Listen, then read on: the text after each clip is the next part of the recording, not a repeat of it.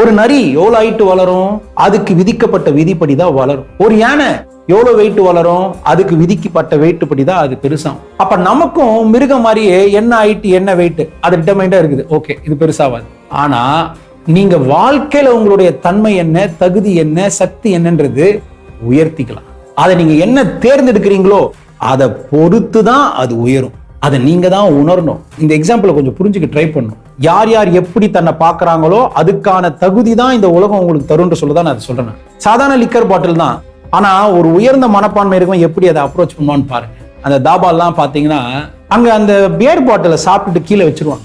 அந்த இடத்துல எவனா வச்சா அதுல மீதி இருந்தா எடுத்து ஓசில குடிக்கலாம்னு சொல்லிட்டு அதுக்கு சில அவங்களும் மனிதர்கள் தான், ஆனா அந்த தரம் மனதுல போர் பீப்புள்னு சொல்ல வரல, இன்னும் உணராதவங்க அந்த ஒரு பாட்டில் எடுத்து குடிக்கிறதுக்கு சில உட்காந்துப்பான் அந்த ஓசி குடிக்க.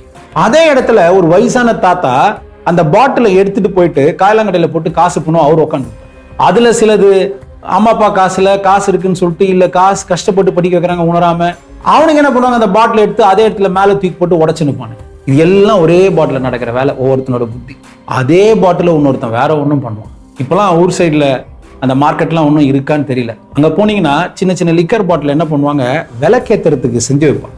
அந்த சோம்பப்படி, கமர்கட்டு, பொரி உள்ளங்கா இல்லைன்னா அதெல்லாம் வித்துட்டு போறவங்க பாத்தீங்கன்னா சின்னதா அந்த லிக்கர் பாட்டில விளக்கேத்தி வச்சிருப்பாங்க. அதே லிக்கர் பாட்டில் ஒவ்வொருத்தனும் எப்படி யூஸ் பண்றாங்க, எல்லாரும் அதே மனிதர் தான்.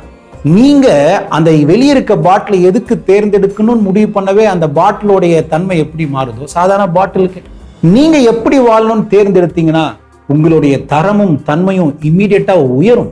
அந்த நீங்க தேர்ந்தெடுத்தீங்க இல்லையா, அதுக்கான வாழ்க்கையை வாழும் போது என்ன தடையா இருக்கோ அதை நீக்கதான் இந்த இறைவன் தேவை.